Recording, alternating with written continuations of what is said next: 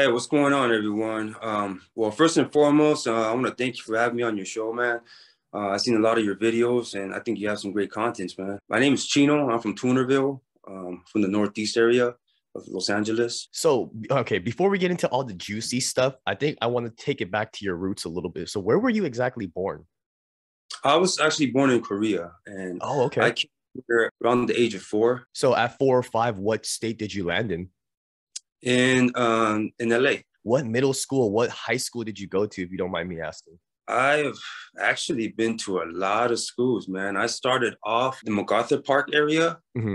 It was a real bad area at the time. Some elementary called Elementary right there. Then we moved in Atwater Village, Glendale, Horseman Elementary, Toll Middle School, and Hoover High School. High school, I only been there for a couple months, but yeah. So, judging from like the places you said you gone to school, like I'm guessing you didn't have a lot of Asian homies, or how did it go down? Yeah, I didn't really grow up in any Asians. It was predominantly Mexicans. So, growing up with okay, so you being Korean and just growing up, what kind of parents did you have growing up? Um, Really, I know a lot of people, when they see an Asian, they got the stereotypical mindset of, when they see an Asian, they're like, they're rich, they have grew up with money and grew up in this great upbringing. But I mean, I couldn't speak up for every other Asians, but me myself, that couldn't be further from the truth because I actually grew up in a very violent upbringing. My dad was really violent. Um, I grew up watching my mom getting beat constantly, and I wasn't spared from that beating either. And it wasn't just like him slapping us around here and there. It was he would actually like beat us down like we were his enemies and shit. Like stomping us out, fucking weapons. That's fucking. So, you both of your parents are Korean, Yes, and it was just a violent household. yeah. I grew up basically, in a violent household. Yeah. Any siblings? No, I'm the only child. Only child. Okay, so that's one place where I could relate to you. I'm also an only child, but anyway. So growing up in the violent household, moving around from school to school, at what kind of kid were you in school? Like, would you say you were always clicked up with the same people, or did you float in between cliques? How'd it go down?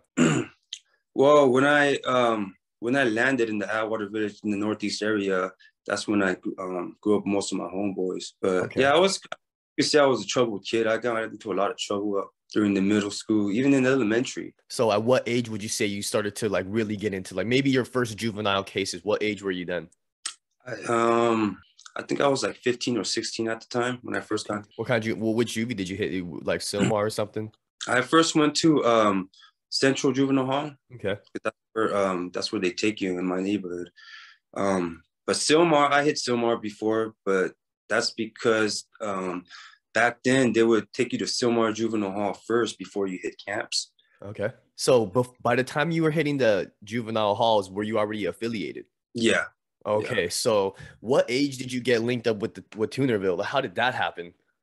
That was when I was 14 years old. Okay. Basically, I was out in the streets all the time because home was basically the last place I wanted to be at. Mm. You know, the violence that was going on in there, and yeah, basically I would be around my homeboys, homegirls, which we had a lot of similarities because they grew up in a broken home just like I did. I mean, I got homeboys that grew up seeing their dad commit suicide. They weren't liked by their parents. I got a homegirl that I guess her mom didn't like her dad for whatever reason it was, and she looked like her dad, so she would take it out on her. Homeboys that grew up in orphanages, placements, stuff like that.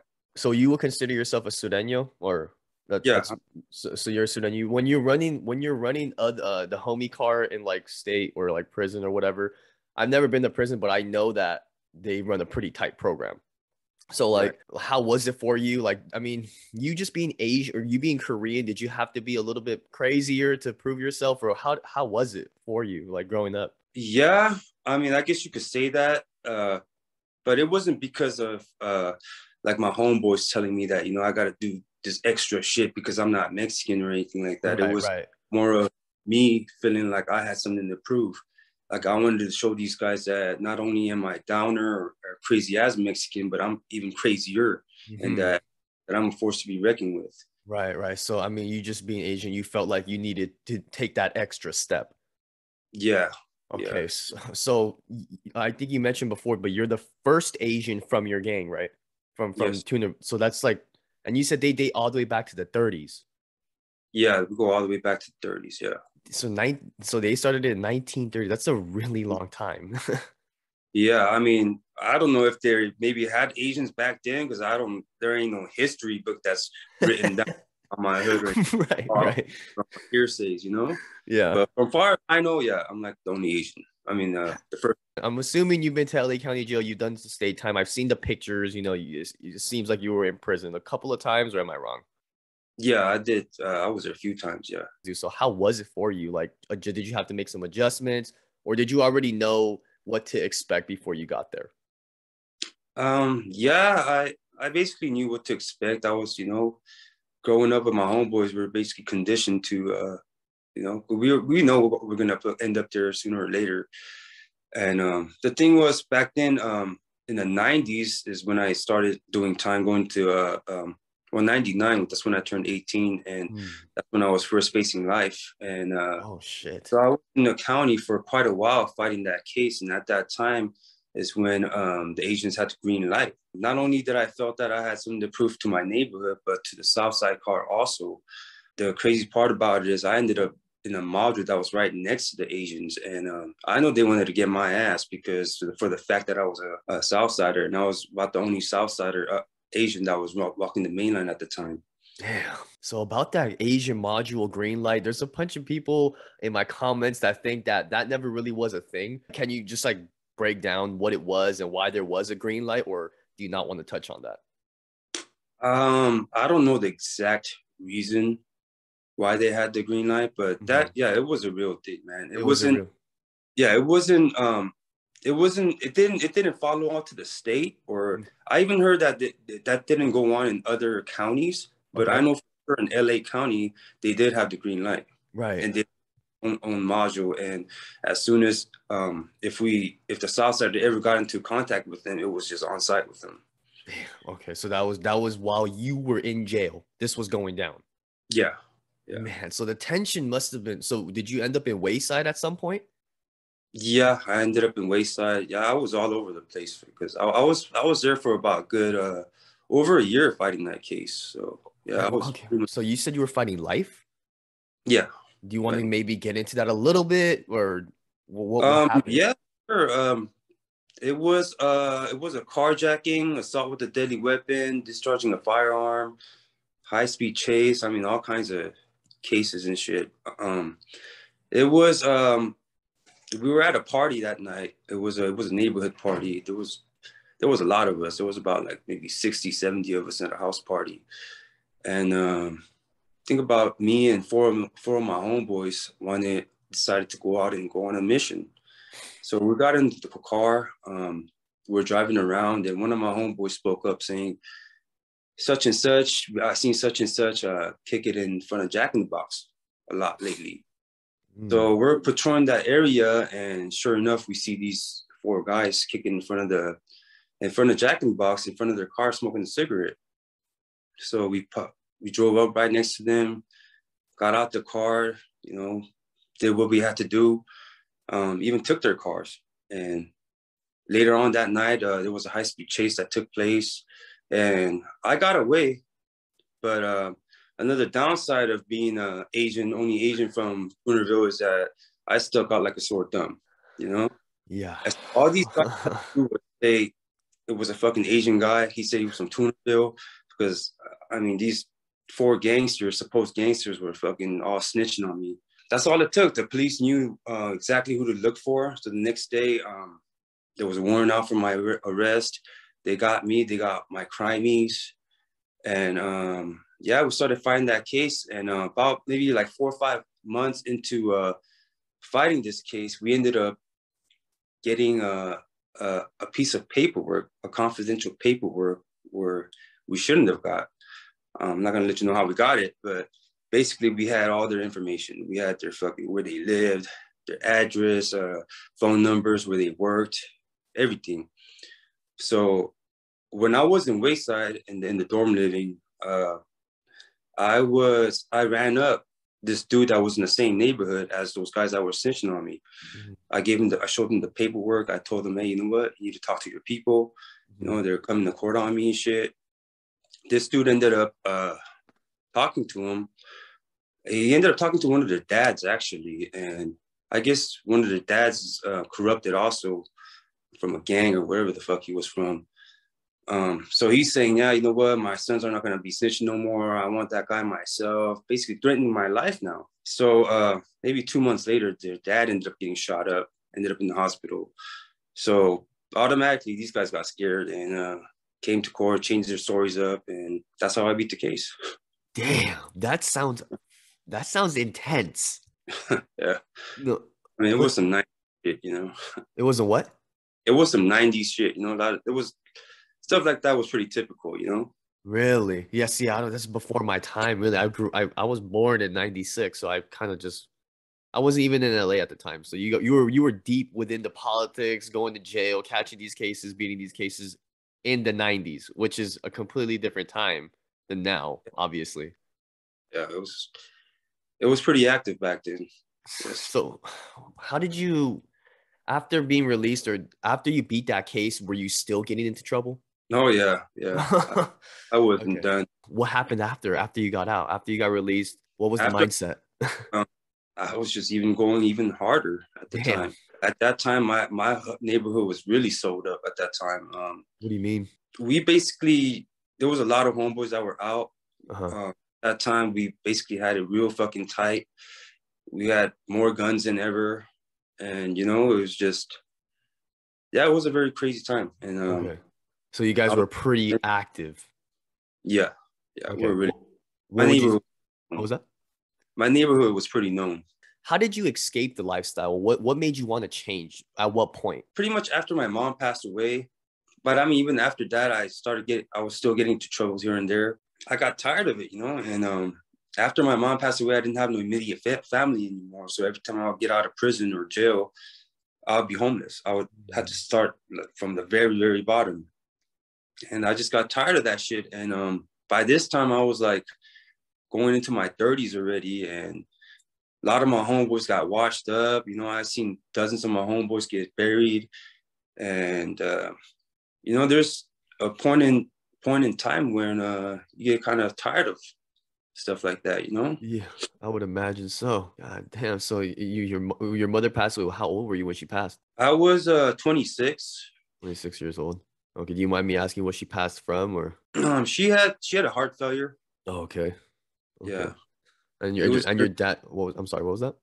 it was very unexpected. Oh, okay. I And then remember talking to her that day when she passed away, and she was like normal. wow. But yeah, then later And on, I guess that's when she passed away. and your dad's been out of the picture for a while, I'm assuming. Yeah, my dad's been out of the picture for years. For years. Okay. Damn. So during the whole time you were getting into all this trouble, were there ever drugs involved or was it just you just on? Yeah, a lot of drugs involved. I used to be so during that time of gangbanging, I was into meth. I Okay. was really meth. I was fucking staying up all night, you know, just Right. fucking neighborhood Right. stuff like. Damn. So so you had a meth problem, drug problem. How did you stay off of that stuff? How'd you get off meth? You know, I just got sick of that too. It's just I don't know. It's something about I mean, I've been to programs and stuff before, but none of that really helped. It's just I had to get like sick of it myself, I guess, you know. Mhm. And there's other stuff too. Like I used to smoke a lot of cigarettes. Okay. That like one day I just got sick of it and I just stopped. Mhm. Just like that, I guess, you know, with meth, I just got sick of it at the end, you know. I got tired of staying up and feeling like a zombie Oh and man. stuff like that and just stopped. Yeah, I had a meth problem myself, pretty bad one. I would probably say myself, and I know it's something not easy to kick, but escaping the drug life, also trying to escape the gang life, it must be difficult. So how do you stay on the straight and narrow path after all of that? Like there's got to be some lasting like mental effects or how do you manage? um I think a lot of it has to do with my work. Maybe it was 'cause after I joined the union, started making good money, Hmm. started having things for myself, cars, apartment of my own, Mhm. stuff like that. So yeah, just you slowly accumulating stuff made you not want to start from ground zero again. Like if you went to prison, you would lose everything basically, right? Like that's just how it Yeah, is. Yeah. yeah. And you're not trying to start from ground zero again. But I could, no, I yeah. get tired of that. And even, I mean, things ain't even the same before, I mean, prisons and stuff is just getting worse and worse. Now I'm hearing things about they're trying to fucking integrate the PCs with the main line right now. And it's just some bizarre ass shit that's going on. And it's like, it's crazy. I'm not trying to be none of that shit. And even this Yes. generation is like, I mean, there's nothing but fucking snitches now in this generation. And people will snitch you out in a heartbeat. And just even watching some of these YouTube channels, it's like I see these PC ass people just fucking with their channels trying to, convince people that it's cool to be a PC. And like, What? That's a it's thing? yeah, it's just crazy, man. And I know a lot of the youngsters watch this shit and I'm pretty sure they're sucking all this shit up. Hmm. And I mean, shit like that in the 90s is like, it was fucking unheard of. Right. And So it's a yeah, completely different world. yeah, shit is just getting watered down.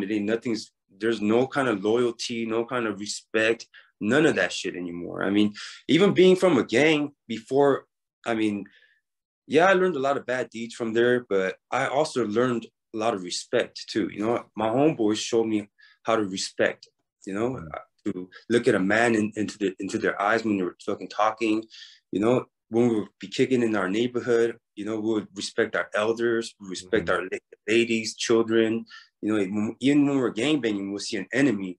If they're with their children, with their significant other or their mom or their family, that's a no-go. You can't touch him, no matter how much you fucking hate that guy. No, you can't. Right. Um, we could be kicking in our neighborhood, drinking our 40s, fucking, posted up. But when we see a lady or an elder pass by, we'll get the fuck out of the way so that they Mm. could pass by. We wouldn't rob from our neighborhood. We wouldn't burglarize from our neighborhood. We would show our neighbors that we were there to protect our neighborhood, not to terrorize it. And our neighbors loved us for that. There was times when I would be running from the cops and I'd be hiding, behind a parking lot or something. And my neighbor would come out, fucking taking out the trash or whatever. And they'll see me and they'll be like, "Oh, you're running from the cops? Come on, man. You mean help me escape?" Because that's how much Wow. love they had for us. That's And wild. yeah, nowadays you don't, none of that shit. That shit is just like out the window. It's a completely different world on the streets. It's a completely different world in prison. You're right. Right. Right. So you don't miss anything about your past life at all? I mean, I had fun back then, but yeah, I lost a lot too. So Right. Yeah, so I mean, you're on the straight and narrow path now. I saw your Instagram, something about from the streets to the iron pile. Tell me a little bit about your work. I'm an iron worker. I do reinforcing iron work. Okay. Uh, Basically, it's, I don't know if you know what a rebar is. I kind of do.